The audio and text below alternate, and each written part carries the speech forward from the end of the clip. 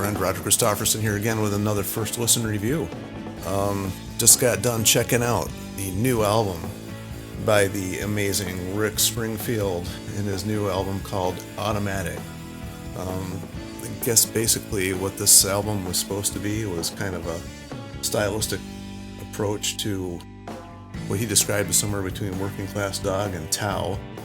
And it's a lot of songs, 20 songs on here, all within the 3-minute mark, some a little bit over, some a little bit under, but all right around 3 minutes. I don't think there's one longer than the 3:20.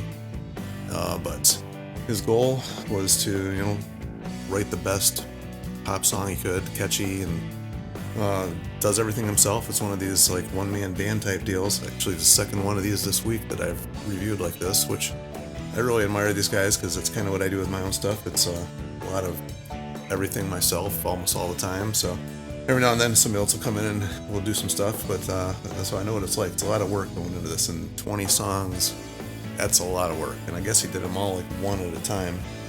And he's got a couple things on here that, one dedication to one of his buddies that he had worked with for about 25 years called She Walks with Angels, but I guess that is dedicated to the guy, and I can't think of his name right now, but he changed it to make it sound, more poetic. And, writers have that license to do that, but here, a lot of people may not realize that Rick has, in his career, has a lot of different styles and stuff like that. And I don't know so much as this went back quite as far as a Working Class Dog type stuff. This is more like the newer, like Tao, and I don't know if I'm saying that right. Is it Tao or Tao? Let me know. And stuff like, beyond that, the Rock of Life, maybe something like that. This is a lot of keyboards in here. It's not quite as good guitar driven as I thought it was going to be. Although there's a lot of his singing.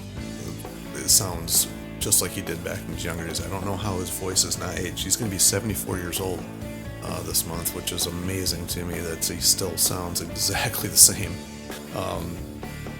But anyway, yeah, the songs are all really short, and they're all very, very catchy. There's a couple here that are maybe not quite as good as the rest, but I mean, with 20 songs, with a couple that are like, kind of like, who cares?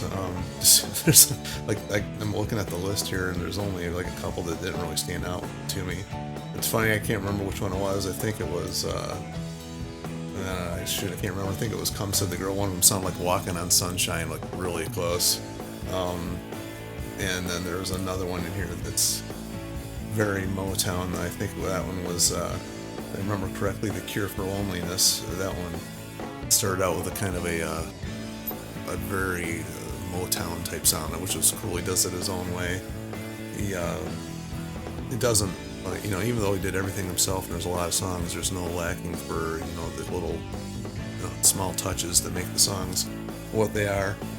The other thing I was going to mention is, over his career, he's tried a lot of different stuff. And a couple albums ago, The Snake King, he went really dark with a lot of his lyrics, and I know he's suffered from depression his whole life, and I had heard that he actually had, actually tried to commit suicide back when he was like 17 years old, and it's probably something a lot of people don't know. And so a lot of his lyrics can get kind of dark at times, but his explanation is that he's always searching for God. So even though he gets kind of dark sometimes, he's looking for God, I guess, is how he describes it.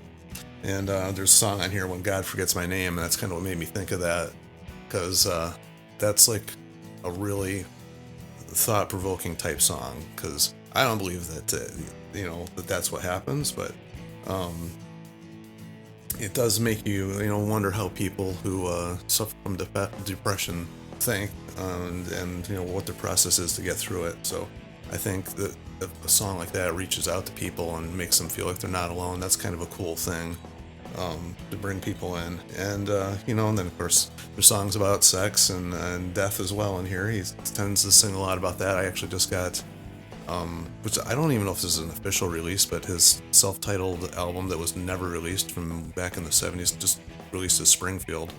It was supposed to come like before Success and Spoiled Me Yet and Working Class Dog and all that, and it's a unique album. It's you can tell that it's kind of a transition type album, so that's one kind of worth checking out too. That was a pretty cool album as well. Nothing like this one. Even though this one's supposed to be stylistically more like the 70s, I think it's more like a modern day version of like I said, Rock of Life or Tao or something like that.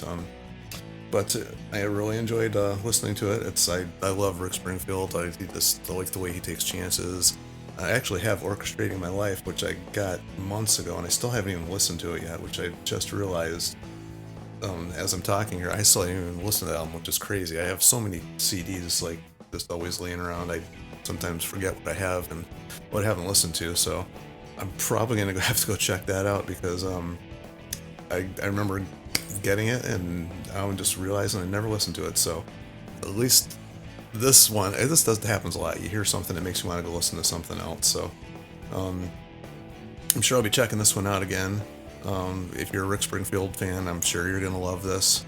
I did notice he likes horns a lot. There's a lot of horns, even though it's all keyboards. He uses that a lot. So like I said, more keyboard heavy than it is guitar heavy, but in very full sounding, very low end full sounding, which I enjoy because like I always say, bass is kind of like one of my favorite things, and there's a lot of that on here. So anyway, I know Rick Springfield fans, they're die hard and they're gonna love this, and it's a good album. So even if you're not a Rick Springfield fan, this is still a fun album. He's just really a talented guy. I think he's got a really cool voice too. I really like the way he sings.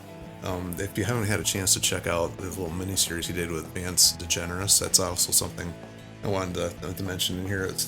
He has two of them, but the first one is called The Wall Will Fall. It shows them how they wrote the song, but they do a lot of cute little, it is cute though, but comedy things in there, and it's funny how you can tell that it's all like over the top, dry, deadpan humor, which I found absolutely hilarious as I was watching it. So that's something we're checking out. It's really long. It's probably a couple hours worth of little bits and stuff, but there's a lot of guest appearances. I think I know Richard Marx actually made an appearance and helped write part of the song, but the video at the end, they had a whole bunch of people come in and perform on that as well. It's worth checking out too. So anyway, I'm going to end there, and as always, feel free to leave your comments and like, subscribe, and share, and all that fun stuff. And until next time, we'll see you.